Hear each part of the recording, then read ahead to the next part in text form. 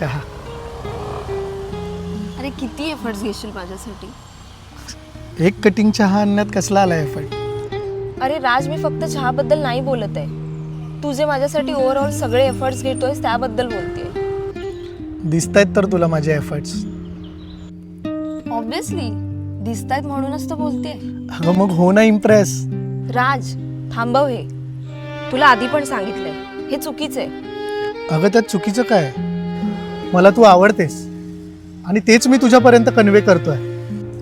झालंय ते कन्वे. मग मी आवडत नाही का तुला? तसं नाहीये रे, पण हे नॉर्मल नाहीये. कसं सांगू तुला? काय नॉर्मल नाहीये? राज तू समजून घे.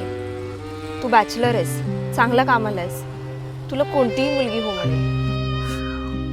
मग तू का नाही? कारण मी एक विडो आहे, म्हणजेच विधवा.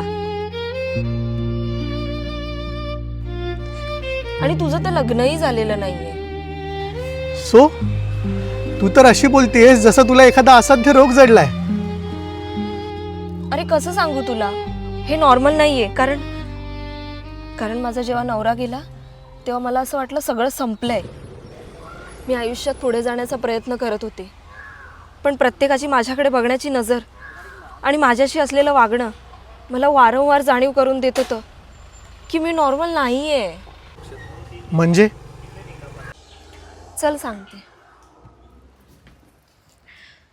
जेव्हा माझा नवरा गेला तेव्हा मला असं वाटलं माझी माणसं माझ्यासोबत सो कॉल्ड नॉर्मल राहतील.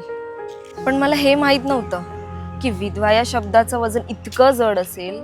बाकीच्यांचं जाऊ द्यात, माझ्या घरातल्यांनाही मी जड होईल. नातेवाईकांनाच नाही तर शेजाऱ्या पाजाऱ्यांनाही समारंभात, सण उत्सवात मला बोलावणं अशुभ वाटू शकतं. लग्नाचा विचार केला तरी मला असं सांगितलं जातं की एखादी मुलगी घटस्फोटीत किंवा विधवा असेल तर तिचं लग्न एकतर विदूर, घटस्फोटीत किंवा वयाने खूप मोठ्या माणसाशी होऊ शकतं. आणि तू मला लग्नासाठी विचारल्यावर मला विचित्रच वाटणार ना रे.